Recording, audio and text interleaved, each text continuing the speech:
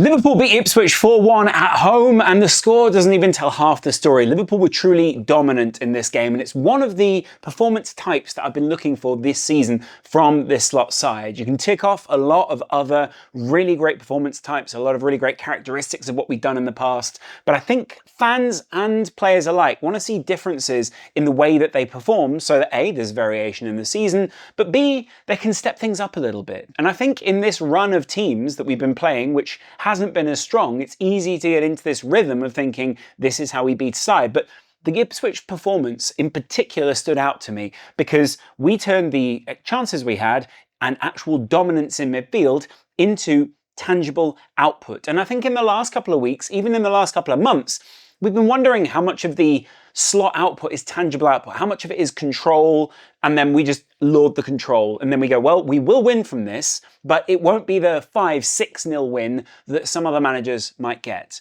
And that's partially down to the people we've had on the field, but it's also partially down to the players getting into this new rhythm, this new style that Slot has for them, which isn't a million miles away from what Klopp had.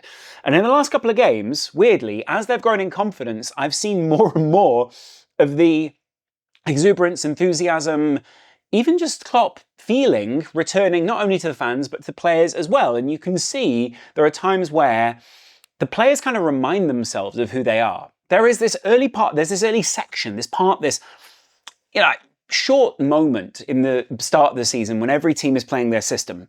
They've been through pre-season, it's dialed into them in some capacity. It's almost like if you learn a speech or something and then you go out there and do that speech, you will do it more robotically at some point than if you run it through 100 times. After the training, after the bonding, after everything else, which you assume is all done at the start of the season, you see what's really part of this group. You see the alchemy, almost, if you like, of what a manager like Slot can do. And I think in the past couple of weeks, we've been reminded of what Slot's actual task was, what Slot's actual position is at Liverpool, and the fact that this team was a fantastic team last season. I've really enjoyed listening to a Gerald Quansah interview earlier this morning before the game where he was speaking about, we thought we were closer than we were last season. We felt that we had a great squad who could go out there and perform, and we knew that we could get closer to a title. I think he said we didn't know we could get this close, but we certainly knew that we were worthwhile and good for, we were good for the money, essentially. That's really satisfying to hear, especially from someone like Gerald, right? Someone who's been on the fringes of the squad, struggling to find form, struggling to get back into the team. And someone who, frankly, sits in third, maybe even fourth choice right now in terms of centre-back. Third choice, probably, because Joe Gomez doesn't really get games at the moment. But that's not the point. The point is, we're seeing players return and they're being dominant. But this was not those returning players. This was that dominant starting 11 who, arguably, some people had said we needed to start rotating to keep them on their toes. I don't really see anyone there that I would have rotated today. I'm sure I'd rotate them in other games. The PSV game, would I rotate? God, yes. But will I rotate them in this game? No. It was a dominant home performance. And the midfield shone today. Gravenberch and McAllister had constant control. They were able to get at least halfway down the field because guess what? The centre-backs were basically on the halfway line.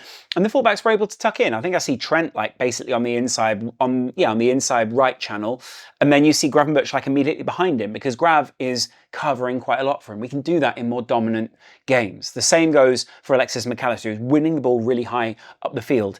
And part of that is because of the guy kind of leading that push, leading that press with Luis Diaz, Dominic Szoboszlai.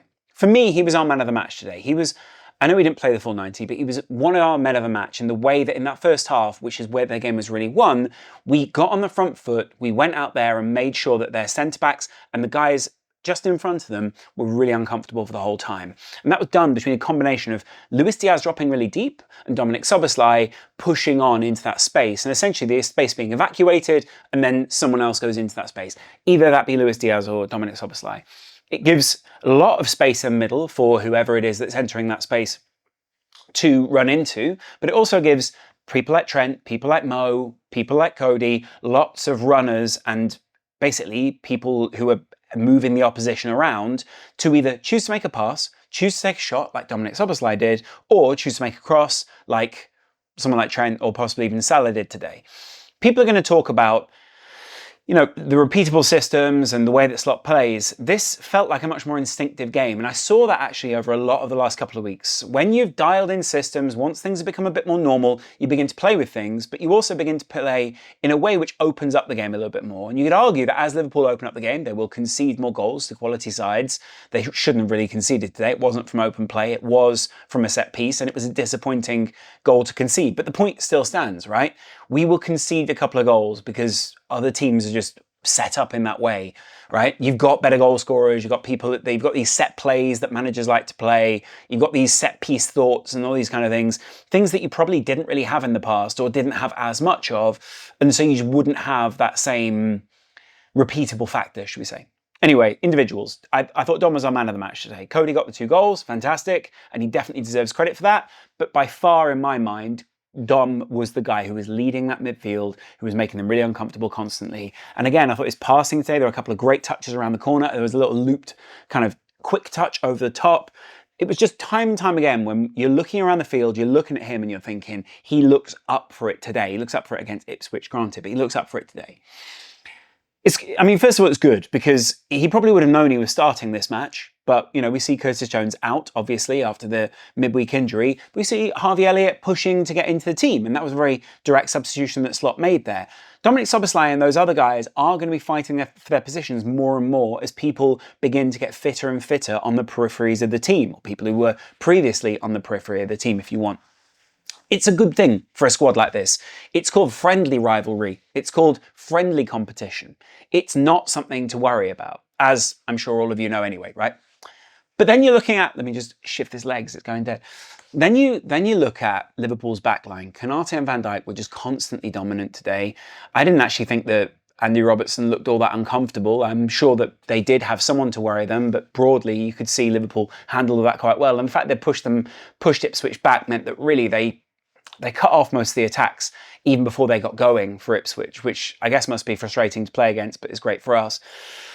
But also, our dominance was kind of showing out in the fact that Dom and Luis Diaz, when the opposition team was super deep, were basically able to just canter into the box. It was because they knew that they needed to be the right time run, they needed to have the right moment, should we say. And Luis Diaz I thought was also great. Dominic Szoboszlai and Luis Diaz, for me, were the 2 guys in this game who ran things. I get that McAllister wins it back, he's playing some great balls.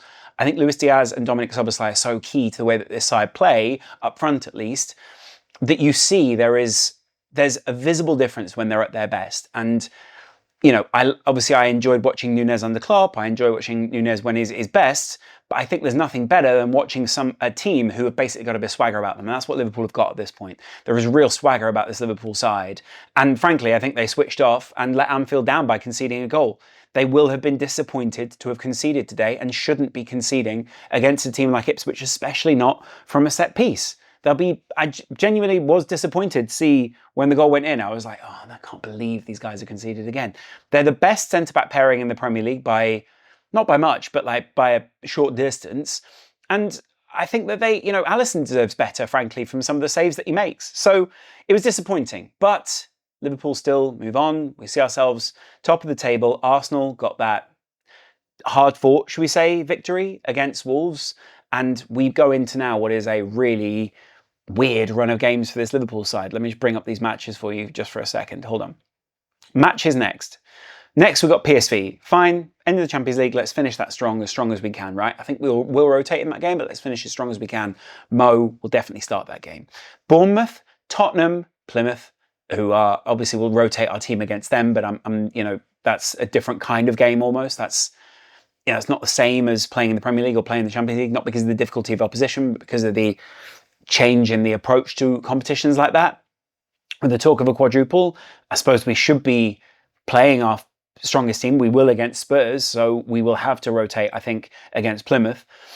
And then we hit a tricky run, from teams who have challenged. Everton coming back into their own at the moment. Wolves definitely coming back into their own at the moment and doing really well today against Arsenal. City certainly coming back into their own at the moment. Newcastle probably going to be an injured wolf by the time that we meet them, because that's just the way that these results work. Southampton definitely going to be coming back in. Aston Villa, Everton again. We've got Everton 2 times within 7 games. Why couldn't we play them when they sucked? Why do we have to play them when they're coming back and they're doing all right and they look good? Well, they look all right. They won 1-0 against Brighton, but that's kind of the David Moyes thing, right? Anyway, I like to see the difference in... I like to see some variation, first of all, in the way that Liverpool win games.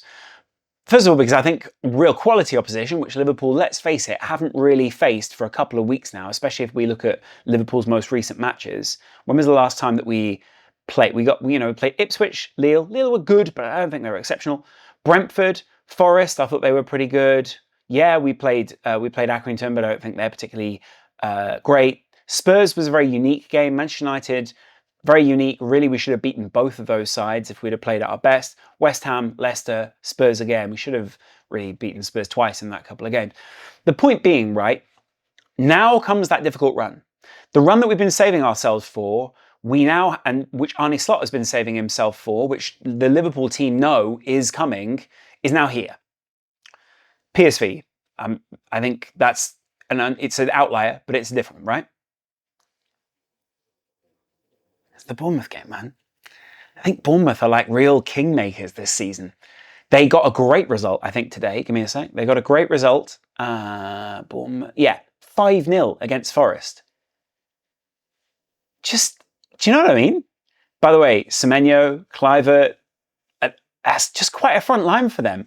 And I think certainly with the danger that those guys have out wide and the way that they love to just slip in behind that midfield, Bournemouth are a very real threat to what Liverpool's weaknesses, in inverted commas, are. Anyway, back to the positives. I thought Trent was very good today. I thought Trent's defensive chops, I've not been questioning them in recent matches. I don't think he's had to show them all that much in this game, but we've never questioned Trent's attacking, right? Today he hit the bar, lots of beautiful, delicious crosses. I love that handshake thing with Cody that he was doing, which feels like a kind of a, hey, we've got great deep-rooted relationships here type thing, and why would you exhibit those kind of things? But then I suppose he did exhibit those kinds of relationships with someone like Bellingham in that video they did this week. Did anyone else see that dilemma video that the FA put out? It's as if the FA sometimes deliberately try to rile Liverpool fans and deliberately try to sow some seeds of doubt amongst them. I mean, during this period, say that all these headlines were rife, right? Who's putting that out? And why, I get it. I get that it's fun for Trent. I guess it's fun for everyone else. But during a transfer saga between Real Madrid and Liverpool, why put out a piece of content which, I'm sure... Here's the thing, right? Working in this world, I can see both sides of it. I'll give you one side of it. You're on my side, right, as Liverpool fans. Why are you putting that out this time? What are you riling people up for? What are you doing this old, Bellingham and Trent, they got a great relationship thing, and why aren't you thinking more about the countries that fall, about the teams that fall under your country, right? But then the other side of that is the corporate side, right? Which goes, well, what's the big problem? It's just a piece of content. Don't you want to see the best out of the players? I thought you wanted to see the human side. Because saying that you see the human side of a player, saying that something is funny means that you always just automatically have to then accept that it must be a good piece of content. First of all, if you're going to get players to read things out, subtitle it or whatever it is, like put something on the screen so that we can see it. I'm bored of watching players read.